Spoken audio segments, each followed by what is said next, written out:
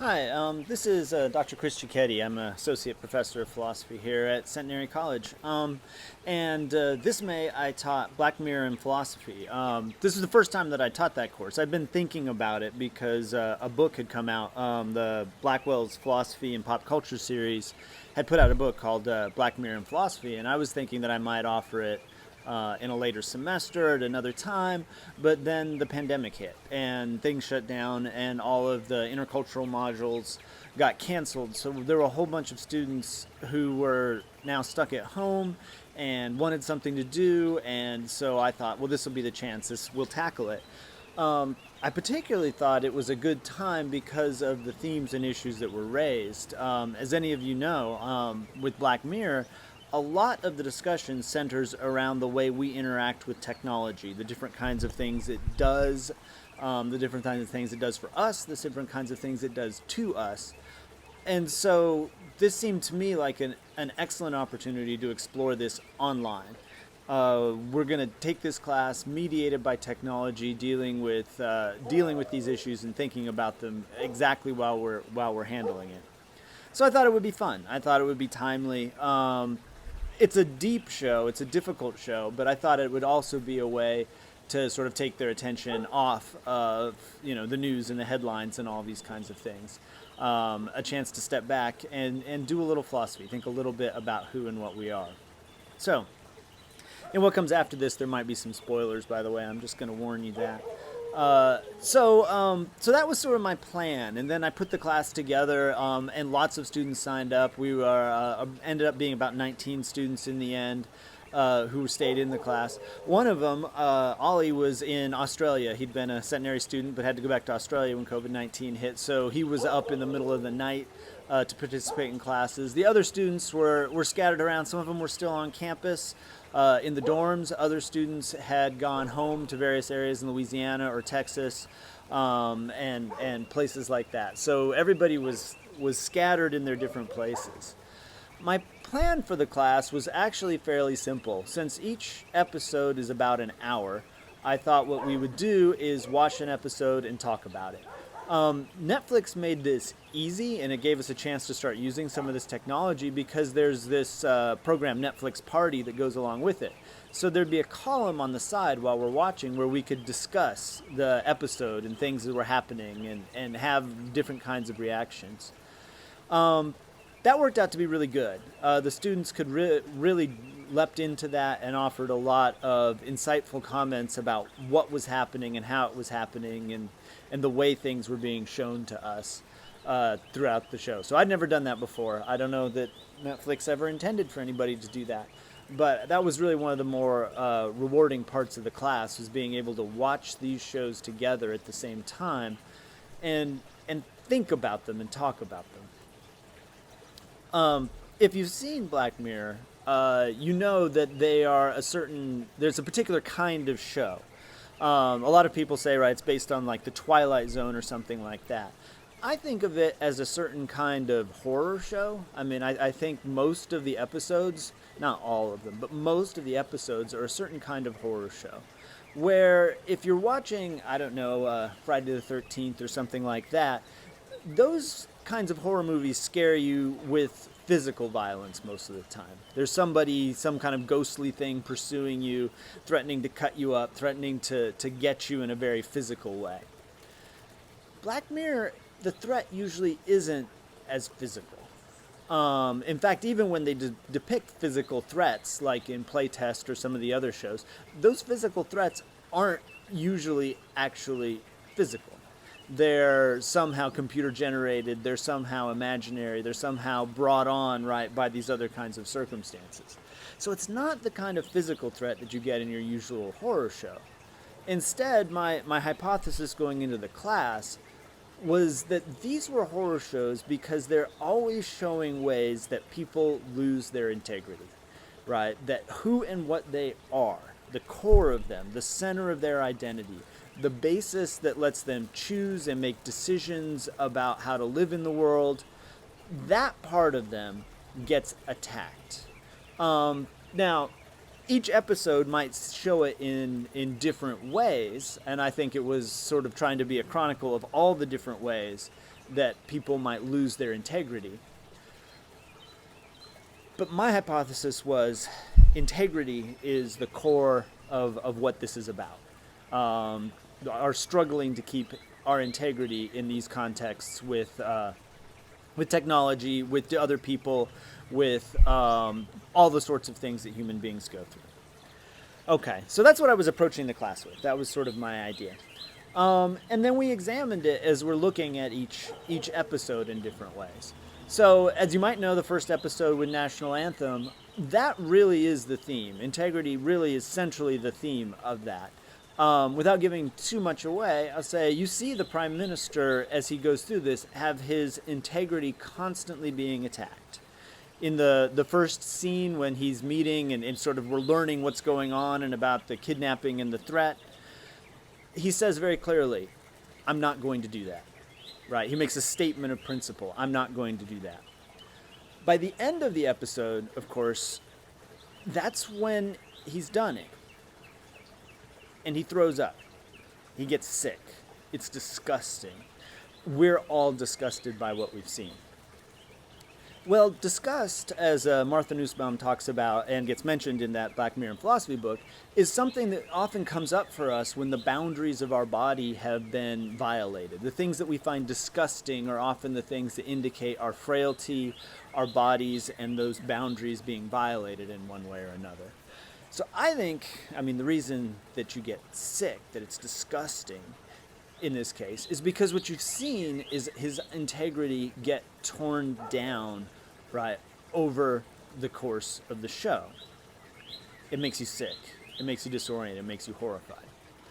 Now, the first episode is kind of simple in the way it approaches it. When we move to the second, third, and fourth episodes, and we talk about Million Merits, or we talk about Be Right Back, those episodes, the way that integrity gets eroded is often a little more subtle. It's often, there's a little more complicity on the part of the person engaging in it. They want to, for example, and Be Right Back, when she wants to reconnect with her dead husband, it's a natural sort of desire that somebody might have to move in that direction. But the robot that gets created, that she then talks to and deals with, is utterly subservient to her. That is, he's always asking, what do you want? What do you need? She says, would you like to eat? He says, well, no, but if it would make you feel better, I could. Right? He has no desires of his own. His only desire is to please her. He has no integrity. There's nobody there.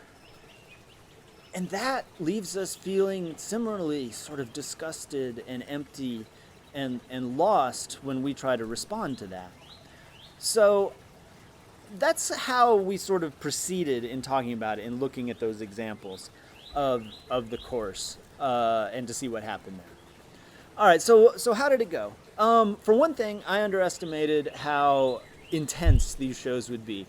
When we were watching 2 of them a day, which is what we did for the course of the show, at first it was just emotionally overwhelming. So that was a mistake on my part.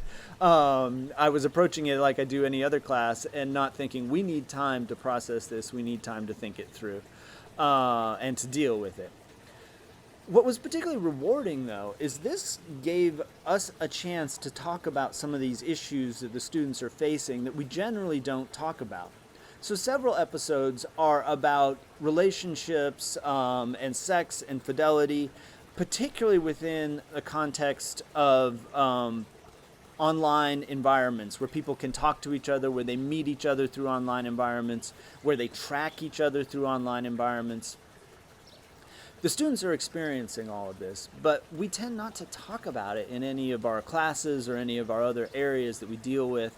A lot of the advice that comes from, older people, parents, adults, things like that, is kind of tone deaf to the reality that they live in. So this gave them really a chance to articulate their concerns and discuss their concerns with each other. Black Mirror does a wonderful job of raising those questions, and they had a lot of opinions about how those might work and why they worked the way that they did. I think nobody will be surprised, they were drawn in with Archangel about the concern about overparenting, but they also tied into the concerns about the dating apps that you see in Hang the DJ, or the different kinds of relationships you might get online that you see in something like Striking Vipers. USS Callister, I think, particularly struck them for the way that somebody who is sort of publicly kind of meek and not assertive can be really tyrannical and cruel in the online private world, where he doesn't face any challenges. So they're very aware of that. We got a chance to talk about some of those issues and how to interact with that. I worked with them a bit on starting to formulate responses, and that's so much harder. Black Mirror is wonderful about raising fears and about showing us clearly the way that technology might threaten who we are, or sort of take advantage of our weaknesses, right? Our temptations to be angry or to yell at somebody, or how it might feel a little bit good to join part of a mob that is criticizing someone who's done something bad. And the way that takes over, right? It starts to alter our characters and who we are. They do a wonderful job of highlighting that.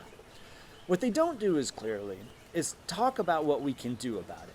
So that's something that we did a little more towards the end of class. Like, we would try with each of the episodes to say, okay, here is the risk that they have shown us. What can we do to avoid that risk? How do we fall victim to it? How have we participated in this kind of thing? And so what could we do then to change our behavior and to try to be better? Our students, I found, have a lot of misgivings about the way that technology is affecting their lives. They have a lot of misgivings about the way people are being tracked, about the way that we interact with each other, but don't connect in an authentic way. So that's definitely going to affect the way that I think about my classes and the way I continue to engage with students, because their emphasis, their real need for authentic connection with other people was something that we felt throughout this entire process. Black Mirror shows us example after example of the way that technology prevents us from having an authentic connection.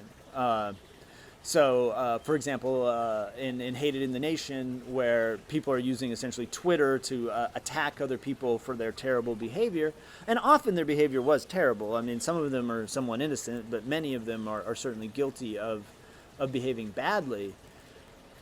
But the only connection people have in that is feeling part of a mob, right? They're part of this group that's sort of out for vigilante justice. That is trying to make somebody pay the price for the decisions they made. And that, in the end, leaves them feeling fairly hollow and unconnected. Like, authentic connections end up being very hard to come by.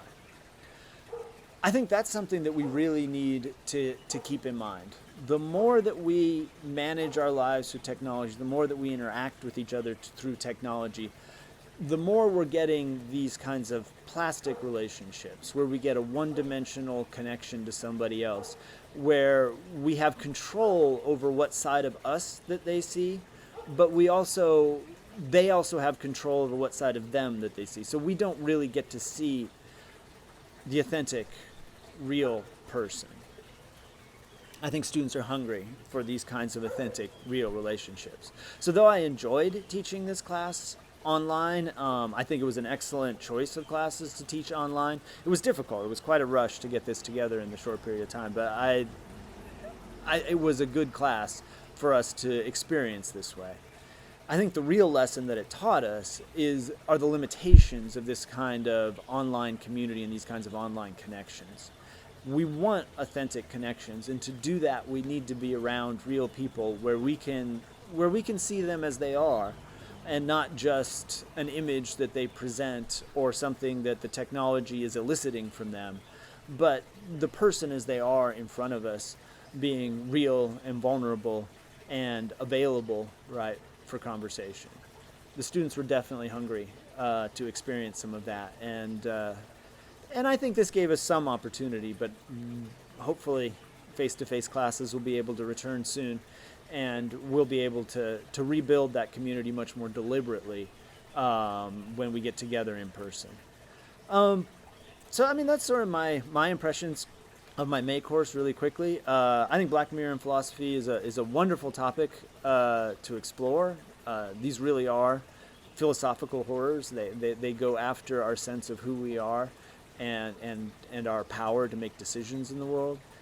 I hope to in the future devise a way that there might be able to be more participation among people out there in the community and others who might want to watch. We tried to use Bandersnatch as the final exam. So for those of you who don't know, Bandersnatch is a choose your own adventure version. So periodically decisions pop up that you have to make.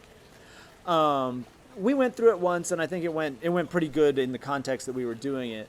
They won't let us pause so that we could debate what to do, but I would really love to be able to find a way to do that so that the students could try to make decisions as they're going through Bandersnatch from their integrity and not from the sort of provocations that the show keeps throwing at you, trying to get you to give up on your values and your approach to the world. So I hope to be able to do that in the future and then be able to open it up so that people can come watch with us. Not participate, the students will do it, but you get to come watch with us and see how that goes. I've got to figure out how to hack the technology. That's probably the best place to end for a discussion about Black Mirror. Thank you.